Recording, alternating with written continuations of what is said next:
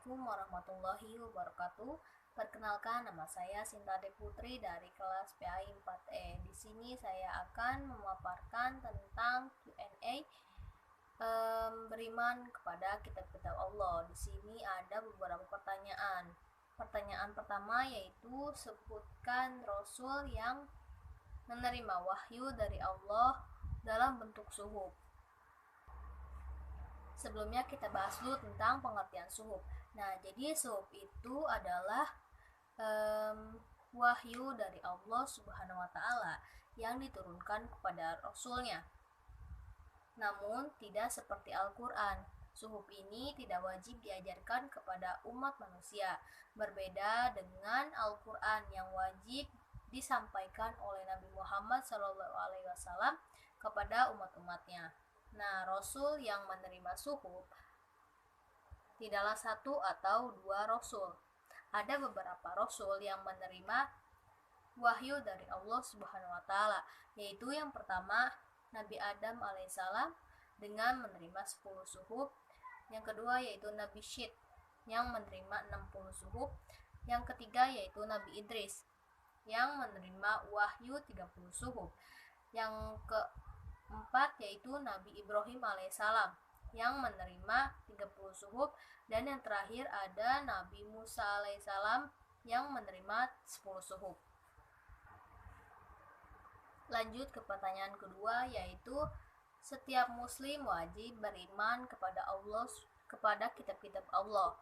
Apakah wajib juga untuk mempelajari semua kitab Allah tersebut? Apakah wajib juga mengamalkannya? Nah, jadi jawabannya memang benar bahwa setiap muslim wajib beriman kepada kitab-kitab Allah.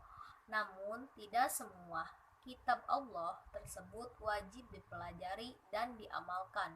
Karena yang wajib dipelajari dan diamalkan umat Islam pada akhir zaman itu hanyalah Al-Quran. Adapun semua isi kitab sebelumnya semuanya sudah dijelaskan di dalam Al-Quran. Dan ada benar juga yang dikatakan Anda, bahwa sebaiknya kita mendalami dulu kitab suci agama kita terlebih dahulu, baru kemudian membaca kitab suci agama lain. Nah, ulama-ulama fikih banyak yang melarang umat Islam untuk membaca dan mempelajari Taurat dan Injil sebelum benar-benar mengerti Al-Quran. Seperti dapat kita baca pada pendapat ulama mazhab Hanafi, Syafi'i, dan Hambali. Larangan itu sangat bisa dimengerti dan cukup kuat dan memiliki dasar dan sumber dari hadis-hadis Nabi Shallallahu Alaihi Wasallam.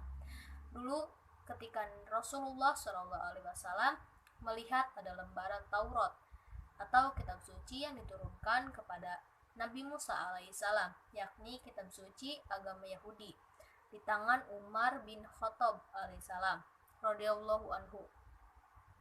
Beliau marah dan berkata, "Apakah engkau dalam keraguan, wahai Umar?" Dalam riwayat lain, Rasulullah Shallallahu Alaihi Wasallam berkata kepada Umar radhiyallahu anhu, "Seandainya Musa berada di tengah-tengah kalian dan kalian mengikutinya dan meninggalkanku, kalian pasti akan sesat." Rasulullah Shallallahu Alaihi Wasallam menegur Umar bin Khattab radhiyallahu anhu yang seolah-olah bersikap ragu terhadap Al-Quran sehingga masih merasa perlu membaca Taurat. Kemarahan beliau kepada Umar radhiyallahu anhu dapat kita pahami bahwa kalau sudah menyatakan diri percaya kepada Rasulullah sebagai utusan Allah yang membawa ajaran Al-Quran yang benar-benar datang dari Allah Subhanahu wa Ta'ala, kita harus bersikap total, jangan setengah-setengah. Apalagi di dalam hadis lain beliau mengungkapkan, seandainya Musa dibangkitkan kembali, tidak ada pilihan lain baginya kecuali mengikuti ajaranku. Lanjut ke pertanyaan ketiga, yaitu seperti yang kita ketahui, Al-Quran pertama kali turun dan disampaikan oleh malaikat Jibril kepada Nabi Muhammad SAW pada tanggal 17 Ramadan. Lalu kapan turunnya tiga kitab yang lainnya? Jawabannya yang pertama yaitu kitab Jabur. Kitab Jabur diwahyukan kepada Nabi Daud alaihissalam untuk para umatnya, yaitu bangsa Bani Israel. Jabur diturunkan pada abad 10 sebelum Masehi. Dan yang kedua ada kitab Taurat. Nah, kitab Taurat ini diturunkan Allah Subhanahu wa taala kepada Nabi Musa alaihissalam sekitar abad 12 sebelum Masehi kala itu. Nah, Nabi Musa alaihissalam menyampaikan ajaran yang terkandung dalam kitab Taurat kepada bangsa Bani Israel. Isi kitab tersebut menggunakan bahasa Ibrani. Di dalamnya terdapat beberapa hukum-hukum syariat dari sistem kepercayaan yang dapat dibenarkan. Dan yang ketiga yaitu kitab Injil. Kitab Injil diwahyukan Allah Subhanahu wa taala untuk Nabi Isa alaihissalam pada awal abad 1 Masehi. Injil diturunkan di Yerusalem dan ditulis melalui bahasa Suryani.